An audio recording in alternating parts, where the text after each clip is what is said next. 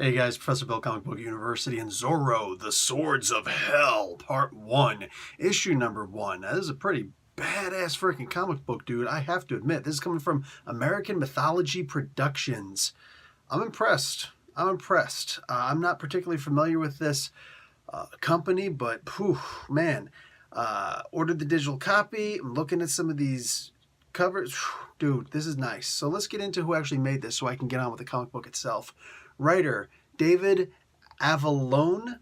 Artist, Roy Allen Martinez. Color, Emmanuel Ordaz Torres. And the letterer, Natalie Jane. Main cover art was Roy Allen Martinez and Enrica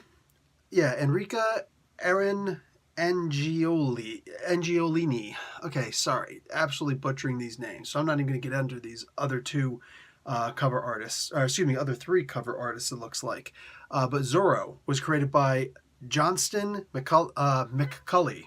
So this is really bad with the names, guys. I'm going to have to apologize up front, but the comic book itself, this is pretty darn masterful. Look, I liked Zorro when I was a kid. I was a real little kid. I would have had to have been about 7. And I remember one Christmas, I got this this Zorro set. It was actually, my father went out and bought these for me, and he got me the Zorro and his partner who had a little belly, and he got me the sheriff or whatever who was a bad guy, and some mayor who was a bad guy. I don't remember any of their names except for Zorro himself.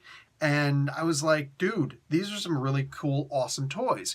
And then, I used to also watch Knights, and my dad would be like, dude, no, the épée, the rapier that he uses, that's actually, it's really good for poking. Swords are meant for different things. I'm like, this is actually really cool. So, just understanding the way that all these different weapons are used while watching these TV shows, mostly black and white, I was enraptured. I'm right back to the enrapturement right here with this comic book, dude.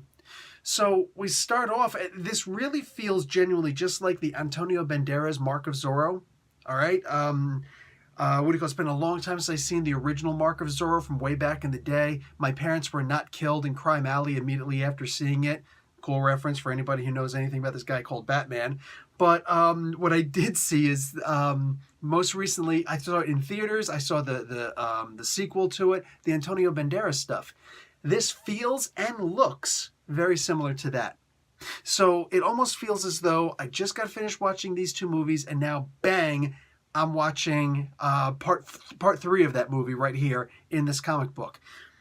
They start off almost exactly where they left off. I don't think it's intentional that way, but or intended to be a secession, but it does feel as though they made it so that it could be technically.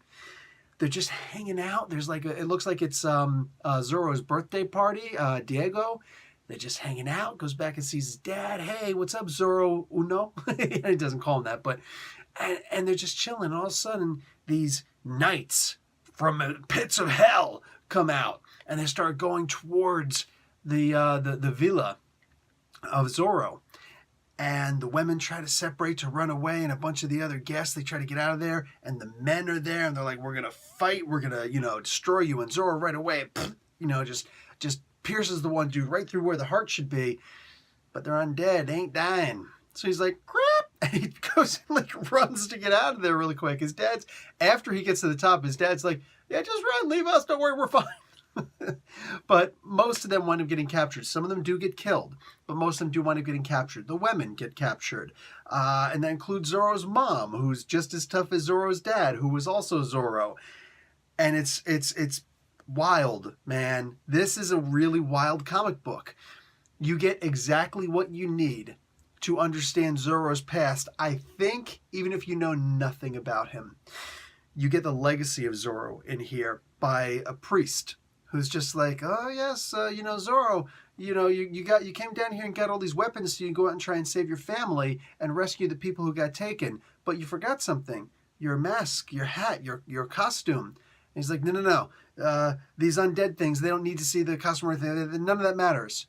And he's like, oh, forgive me for trying to tell Zorro what's up, but I know a little about Zorro myself, and I can assure you, the people of California, the people of Los Angeles, And my buddy Lewis from the Geek Fortress actually gave me the proper pronunciation, but I didn't save the pronunciation, so oops.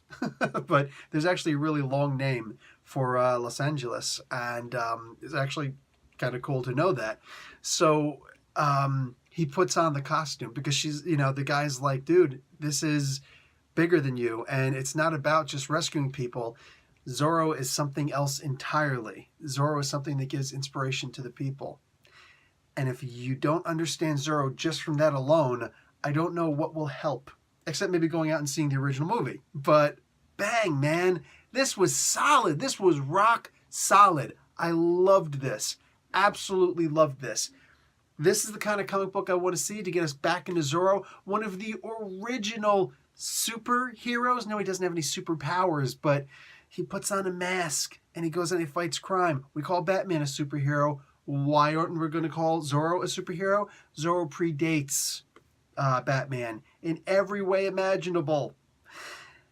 And just when push comes to shove, man, boom. And also references given to the Scarlet Pimpernel, which, yeah, is kind of one of those original superhero types also that doesn't get enough credit, that doesn't get enough mention. So this story, and the writing in the back by David Avallone, all of this, man, all of this combined, this makes for a solid story, rock solid. From beginning to end, I don't know how anybody couldn't be enraptured. The art is perfect, absolutely perfect. The language in here, I don't think there's too much Spanish for the non-Espanol speaking, that words can't be looked up to help out your language, your language skills, or just ignored completely. You kind of get the gist of what's being said. Like caballeros is there, and a couple other things are there. There's not, I can't even speak English. Why am I trying to speak Spanish? So, there's not too much there for you to have to look up. But if you chose to look it up, to instead of have a general definition, to have a specific definition, it's right there. It's right there. This is a fantastic story. I cannot recommend this enough. And not only is this not a big two, a Marvel or a DC, it's not even your standard, we're lagging behind, we're technically indie scenes, you know what I'm saying? We're Dynamite Comics or Boom Comics or IDW Comics or even Zenoscope Comics. No. I've never heard of this comic book company before. I don't think I've ever heard of this comic book company before. Let's see, the American Mythology Productions. I can't remember ever hearing them before, but what do I know? maybe I reviewed something with them not too long ago. I don't remember, but this is not one of the big ones. This is not even one of the big indie ones. This is a small little company, and I really want to see this become a big deal. This is one of the original heroes. So if you have the means, please go out and support this. Digital, physical, I don't care. Support this comic book because we need to see more of this. This is awesome. All right, guys. Also, for the sake of conversation, I put this review up early. I put this up on a Friday night on my Facebook group, Comic Book University. 3 words, just like on the YouTube channel. The rest of you, you're probably seeing this on Monday night when I put up my usual indie reviews. Once in a while, or I will say I'm going to try and make it so that once a week I will put up a random indie comic sometime during the weekend or Friday night on the Facebook group. You have a chance to chat with me, chat with other peeps and whatnot. Every so often I'll throw up a live commentary just for the sake of conversation. But boom, and now I'm going to start trying to do early access. If you're not on Facebook, whatever, you're going to get all the stuff here on Comic Book University, the YouTube channel, whatever. But otherwise, just that little extra benefit, make yourself a little Facebook account, come on and say hi, chat with some of the other people. That's it. That's all it is. All right, guys, and I'm out. Professor Bill, Comic Book University. Class dismissed.